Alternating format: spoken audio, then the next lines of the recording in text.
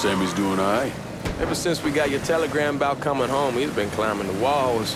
What if the plane crashes? What if the train's delayed? What if they call him back?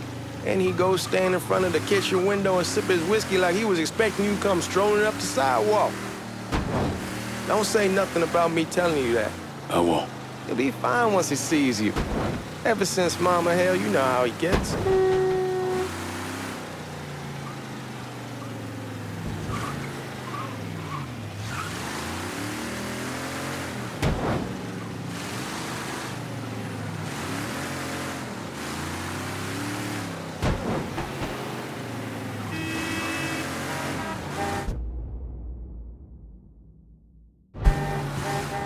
Remember Marty and Ron Langford? Sure.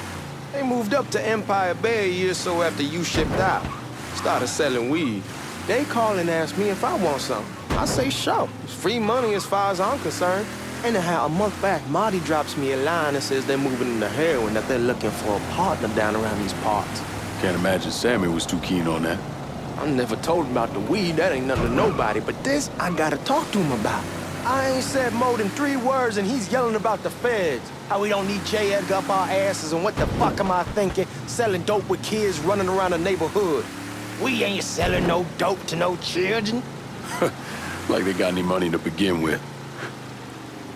Fucking around aside, heroin's pretty serious shit. Knew a couple guys over in Nam who were running it. Wound up pissing off the wrong person. Got their throats cut. Shit, man, I know what's what. That's why I'm talking to Georgie about it. There's no way Sal's gonna go along with that. Georgie says he can keep his old man from fighting out. We'll still clear the hollow in Frisco, just selling the French Wall. George's Uncle Lou won't say shit as long as we give him a taste of the action. I don't know, man. George is a cool cat and all, but heroin ain't the kiddie pool. Come in on it with us. I bet he'd agree to a 3-way split. I don't know. I kinda need to lay low a bit, figure some things out. Yeah, all right.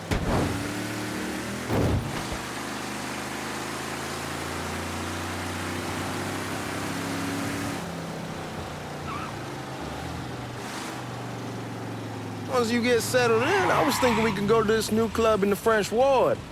Maybe double date it. Well, who the hell am I gonna go with? Your great Aunt Beatrice? Oh, God. I ever tell you I accidentally saw her without a shirt once? Ooh. That woman has the droopiest, nastiest tits I've ever seen. They were like 2 sacks of potatoes with nothing in them. Yeah, like that was a fucking accident. Hey, man, fuck you. I was damn lucky to walk away from that one. Anyway, you'll go with Regine. Regine? Believe me, once you see her, you're gonna want to dig right in. Matter of fact. She got half the guys in the hollow sniffing around, asking her out. Turns them all down. She's only got eyes for you, Lincoln Clay. Fuck you. Wait and see, man. One look and your pecker's gonna pop right out.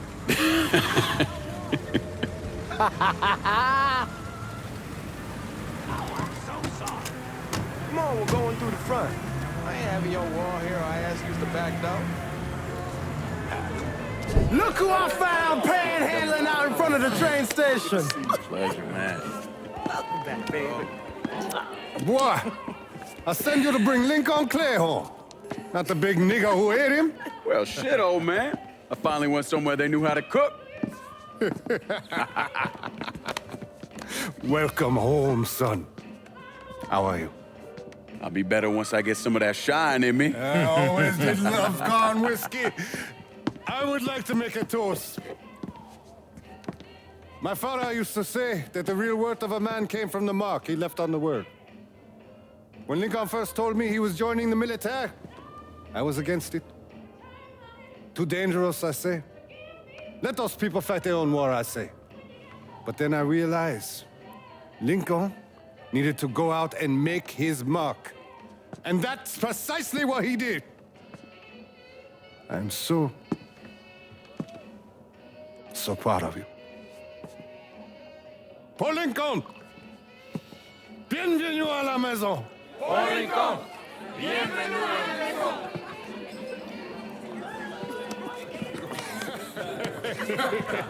Good to see you. You're so good. Nice seeing you, Lincoln. Oh, I kept you in my prayers. I really appreciate that, Father. Now who wants to get shit-faced? Woo! It's hard to explain what it's like coming home from war. Elation, fear, guilt.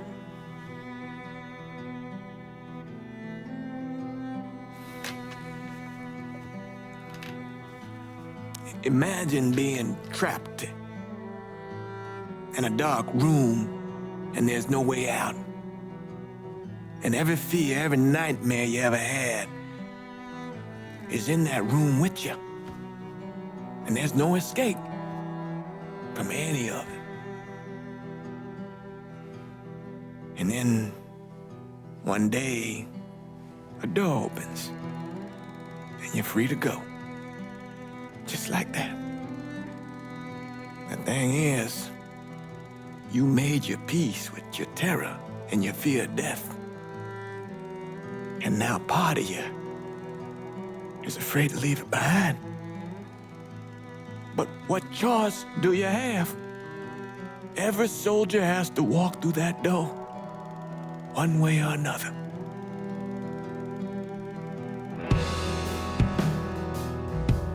Man, whiskey's gonna hurt in the morning. Hell, man, just sleep it off. The room's the same as you left it. I'm gonna take the basement. The basement? Why the fuck you want to crash down there? I'll see you in the morning. Man, that wall must have really fucked you up.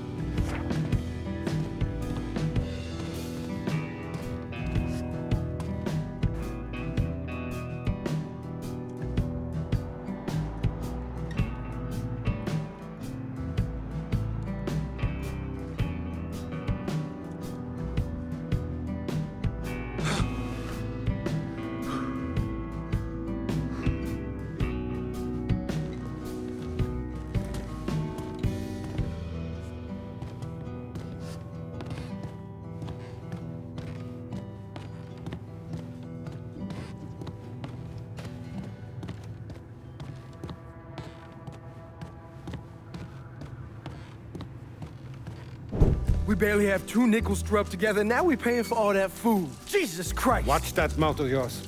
We wouldn't be in this mess if you would have listened to me. What mess? It's not something you need to worry about, Lincoln. I got it under control. Under control. God damn it, you need to... Boy, I'm not warning you again! Have it your way, old man. Let him be. He needs to cool off. You mind telling me what's got him so riled up? We've been having problems with the Haitians. But like I say, I got it under control. Well, truck's all loaded up. I figure we got enough out there for... Should I come back? In honor of your returning to us safe and sound, I made a donation to Father James here. Supplied him with food he can hand out to some of our needier family. Well, I was hoping you'd lend me a hand, Lincoln, and give you a chance to see the neighborhood. This thing with the Haitians, how serious is it? Ah, you know Ellis. Someone looks at him the wrong way, he's on them like a wet dog. Like I said, I can come back. Nonsense. Lincoln needs to get out. Enjoy the day. Besides, be good for the two of you to spend some time together. Go on. Those people waiting on their food. Oh, I saw Langan a couple times once he was first back. He told me he wanted to leave town, head out to California. Now, he had a friend in the service who could get him a job working at the Mare Island shipyard. And the only reason he came back was to tell Sammy and Ellis goodbye. But then he found out about the trouble Sammy was having with those Haitians. So he decided to stay and help. Those Haitians, they are bad news. No talking Lincoln out of it. Whatever else he might have become, Lincoln was always loyal.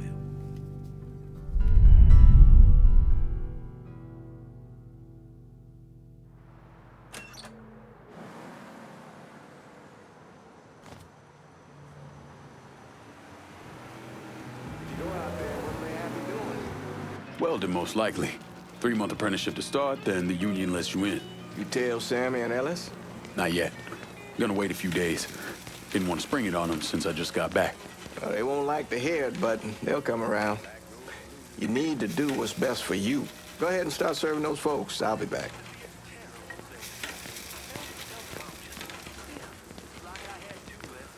Give Sammy my best, Lincoln. Yes, sir.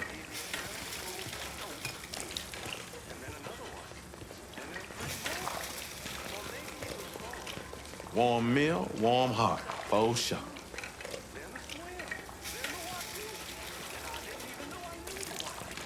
Thanks. Hello? You delivering a real blessing here, Lincoln. Thank you. Blessings mine, ma'am. Couple of days back and they already got you working? I'm happy to do it. Means a hell of a lot to all of us.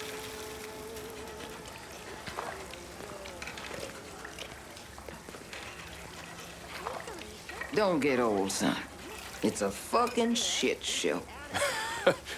I'll see what I can do about that. Hey there, Lincoln. How are you, Regine? I'm good.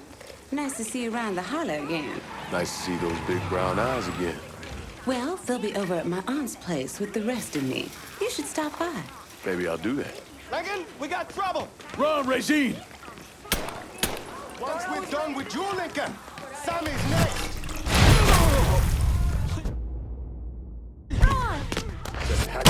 About it? Shoot him!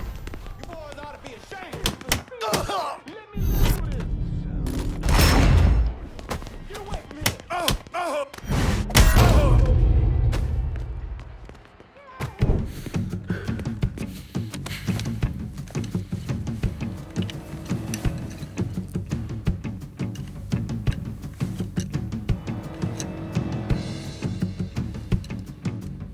Francois Papadoc Duvalier was elected president of Haiti in 1957.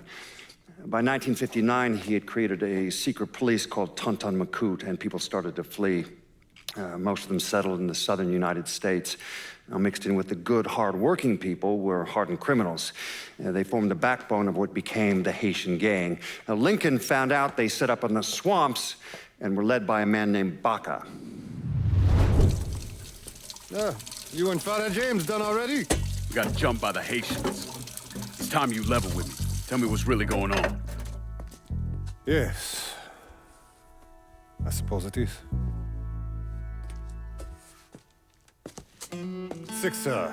7 months ago, folks in the Hollow started getting robbed. Money, jewelry, things of that nature. Didn't take long for us to figure out it was the Haitians. Then those bâtards on velours started going after the lottery. How much money are we talking about? How much? Enough that we're in deep shit with Sal Marcano. Haven't kicked up to him in 3 months. Jesus Christ. If I deal with them, that gives us time to settle up with Marcano, right?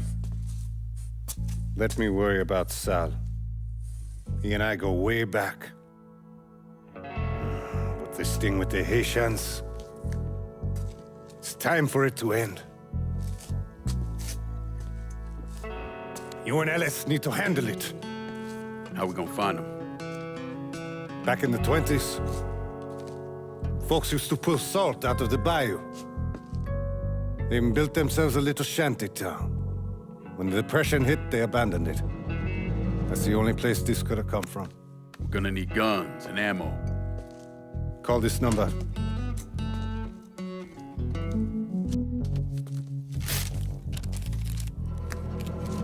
But do it away from here. No sense tipping anybody off. Or we could sweep the Hollow track down and kill every last one of those cocksuckers, then we wouldn't have to worry about it. The last thing folks in this neighborhood need to see is colored people killing each other. Do this quiet. Away from here. Once we eliminate whoever's running the show, the rest of them will go down on their own. Trust me. All right, soldier boy. I'll follow your lead. Be careful here. Those Haitians are a hard people. Do not ever underestimate them.